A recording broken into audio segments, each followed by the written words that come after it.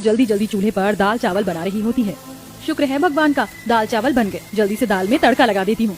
ये कहकर गौरी जीरा, हरा धनिया, प्याज, टमाटर काट कर दाल में तड़का लगाकर बने हुए दाल चावल को बेचने ले जाने के लिए ठेले पर रखने लगती है। तभी उसका छोटा भाई राजू कहता है, दीदी दाल चावल बन गए क्या? मुझे थोड़ा सा दाल चावल दे दो, भूख लगी है। हाँ ये ले, अब दीदी को जाने दे। फिर गौरी फुटपाथ पर आकर अपने दाल चावल का ठेला लगा लेती है। तभी सड़क से गुजर रहा सुमित नाम का एक लड़का उसके पास आता है। आओ आओ प्यारे प्यारे ग्राहकों, और खाओ गौरी के हाथों के बने गर्मा गर्म स्वादिष्ट दाल चावल। सुनिए, जरा एक प्लेट दाल चावल देंगी? ये लीजिए साहब जी। सुमित गौरी को प्यार भरी नजरों से देखते हुए दाल चावल खाता है। अरे वाह, आप तो बहुत ही स्वादिष्ट दाल चावल बनाते हैं। शुक्रिया साहब जी। प्लीज आप मुझे साहब जी मत कहिए, मेरा नाम सुमित है, आप मुझे सुमित कह सकती हैं। दाल चावल खाकर सुमित गौरी को पैसे देकर वहाँ से चला जाता है। सुमित पहला ग्राहक नहीं था जिसने गौरी के बनाए दाल चावल की तारीफ की थी। गौरी जितनी ही गरीब थी, सुमित उतने ही अमीर और बड़े घर का बेटा था। देवर जी आ गए आप? वैसे आज कॉलेज से आने में इतनी देर क्यों लगा दी? चलिए डिनर लग गया है, आ जाइए। पल्लवी भाभी, मुझे भूख नहीं। भूख नहीं है? ऐसे कैसे भूख नहीं? अरे रात के 8 बज रहे हैं, डिनर का टाइम हो चला है। बाहर कुछ खाया था तूने? वो माँ, रास्ते में घर आते वक्त मैंने ठेले से खरीद कर दाल चावल खाया था।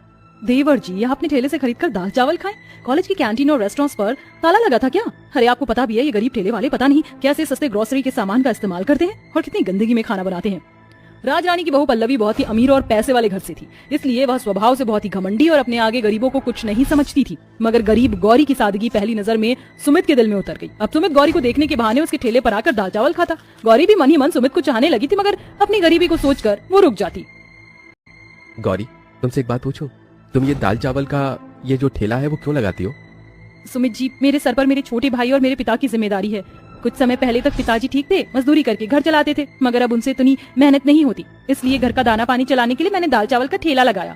गौरी की तकलीफों को देखकर सुमित ने गौरी से शादी की बात अपने परिवार में बताई। सुना आपने सुमित क्या कह रहा है? मम्मी जी, मैं बात करती हूँ देवर जी से। हो क्या गया है आपको? शादी अपनी बराबरी के स्टेटस वालों में ही अच्छी लगती है।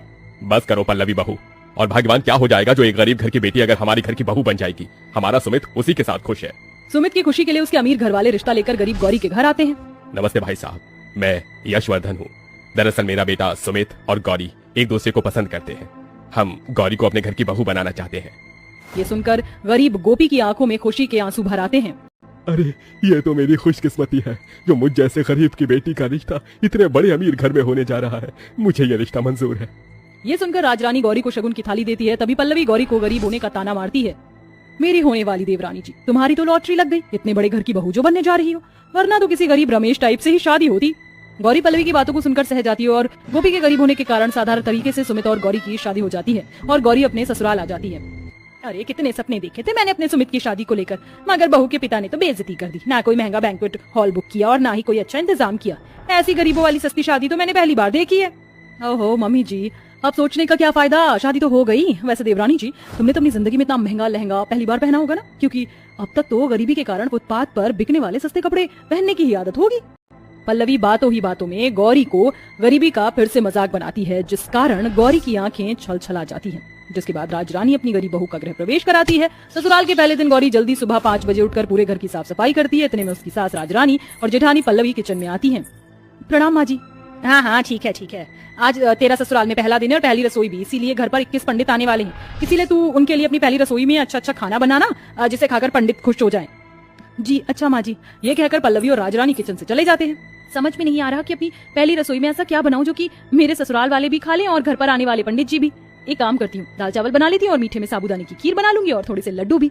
हाँ यही ठीक रहेगा। ऐसा कहकर गौरी सबसे पहले साबूदाने की खीर बना लेती है और फिर जल्दी से लड्डू और दाल चावल भी बना लेती है। इतने में सारे पंडित घर पर आ जाते हैं और गौरी सभी को अपनी पहली रसोई में बनाया हुआ दाल चावल पत्तल में उनके सामने परोसती है, जिसे देखकर गौरी की अमीर सास और जेठानी उसे अलग ले जाकर कहती है, ये सब क्या है गौरी बहू? मैंने तुझे तेरी पहली रसोई में क्या बनाने को कहा और तूने क्या बनाया? ये दाल चावल, ये भी कोई खाने की चीज है? मम्मी जी, मुझे तो पहले ही लगा था कि मेरी ये गरीब देवरानी कोई ना कोई गलती, कोई ना कोई गड़बड़ जरूर करेगी। और देखिए वही हो गया। अरे हमारे घर में राशन की कमी नहीं है, तुमने पंडित जी के लिए सादा सा दाल चावल बनाया है, और दाल चावल बनाए तो बनाए साथ में उसे पत्तल में परोसा है। किचन में प्लेट की कमी पड़ गई थी क्या? कहीं तुम हमारे परिवार की बेइज्जती तो नहीं कराना चाहती? नहीं नहीं जेठानी जी, ऐसा मत कहिए, मेरा ऐसा कोई इरादा नहीं है। झूठी सफाई देना बंद कर। अरे मेरी गलती जो मैंने अपने बेटे की खुशी के लिए तो जैसी गरीब से उसकी शादी करा दी। तुम गरीब लोग हम अमीरों के बीच में उठने बैठने के लायक ही नहीं हो। जा और जल्दी से जाकर अपनी गरीब वाला दाल चावल का पत्तल उठा कर ला। पल्लवी बहू तू मेरे साथ किचन में चल। जी मम्मी जी। पल्लवी और राजरानी दोनों साथ मिलकर किचन में आकर छोले, पूरी, रायता, दाल मखनी, कढ़ाई पनीर और मीठे में बाहर से शाही टुकड़ा जैसे महंगे मिठाई मंगाती हैं और फिर पल्लवी और राजरानी सभी पंडितों को अपना बनाया खाना चांदी के प्लेट्स में परोसती हैं। ये लीजिए पंडित जी, अब खाना शुरू कीजिए। माफ कीजिएगा, मेरी नई बहू जरा गरीब घर से आई है, इसीलिए उसको हमारे घर के तौर तरीके पता नहीं है, इसीलिए उसने गलती से पहली रसोई में गरीब वाले दाल चावल बना दिए थे। राजरानी जी, हम साधारण सी जिंदगी जीना पसंद करते हैं और सादा खाना पसंद करते हैं। हमारे लिए इस चांदी के बर्तन में ये अमीर वाला खाना मोल नहीं रखता। आपकी बहू सर्वगुण संपन्न है, इसीलिए उसे पता है कि पंडित सादा भोजन ही खाते हैं, इसीलिए तो उसने हमारे लिए दाल चावल और साबूदाने की खीर बनाई थी। हमारे लिए वही खाना ले आइए। पंडित की बात सुनकर गरीब बहू बिना वक्त गवाए उन सभी को अपने बनाए दाल चावल और साबूदाने की खीर परोसती है, जिससे सभी पंडित खुशी से खाना शुरू करते हैं। गरीब बहू के बनाए सादे दाल चावल उन्हें इतने ज्यादा पसंद आते हैं कि वो दोबारा से दाल चावल मांग कर खाते हैं और जाते जाते उसे आशीर्वाद देते हैं। राजरानी जी, आपकी गरीब बहू एक बहुत ही अच्छी गृहिणी है।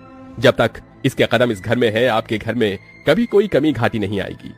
ये कहकर पंडित वहाँ से चले जाते हैं और राजरानी और पल्लवी अपने किए पर पछताते हुए गौरी से माफी मांगते हैं। देवरानी जी, मुझे माफ कर दो, मुझे तुमसे इस तरह से बातें ही करनी चाहिए थी।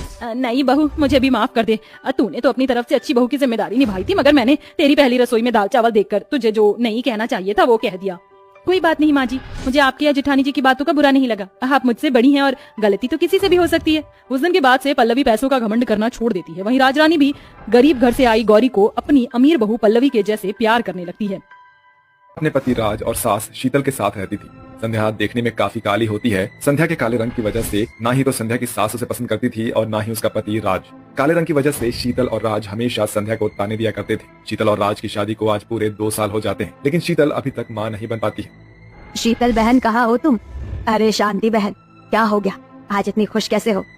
खुशी की ही तो बात है शीतल बहन, आज मैं दादी बन गई हूँ। मेरी बहू ने बड़े ही प्यारे पोते को जन्म दिया है। ये लो, मैं तुम्हारे लिए और तुम्हारे परिवार के लिए मिठाई लाई हूँ, जल्दी से मुंह मीठा करो। ये तो बड़ी ही खुशी की बात है शांति बहन, मुबारक हो, तुम दादी बन गई। मैं तो दादी बन गई, लेकिन तुम कब दादी बनोगी?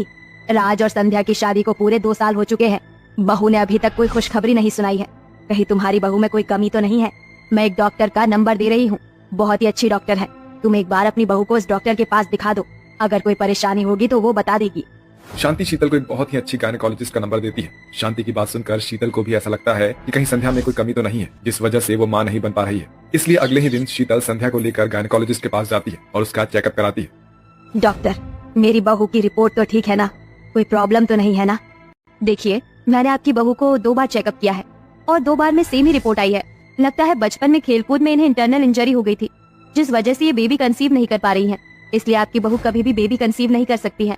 डॉक्टर की बात सुनते ही शीतल और संध्या हैरान हो जाती है, जिसके बाद शीतल संध्या को वहाँ छोड़कर गुस्से में घर आती है। क्या हुआ माँ जी, आप मुझे ऐसे वहाँ अकेले छोड़कर क्यों आ गई? तुझे अकेला ना छोड़कर आती तो क्या साथ लेकर आती? एक तो रंग रूप इतना काला, सोचा था रंग रूप काला है तो कम से कम मेरे घर को वारिस देगी, लेकिन तू तो वो भी देने के लायक नहीं है। तू तो एक बांझ निकली। अब मैं अपने वंश को आगे कैसे बढ़ाऊंगी? मेरी तो मत ही मारी गई थी कि मैं तुझ जैसी को अपने घर की बहू बनाकर ले आई। क्या हुआ माँ, आप चिल्ला क्यों रही हैं? अब क्या कर दिया इसने? राज बेटा, तू कभी भी बाप नहीं बन सकता है। मैं संध्या को लेकर हॉस्पिटल गई थी, वहाँ जाकर पता चला कि ये कभी भी माँ नहीं बन सकती है। अब हम लोग क्या करेंगे? कैसे अपने वंश को आगे बढ़ाएंगे? क्या संध्या कभी माँ नहीं बन सकती?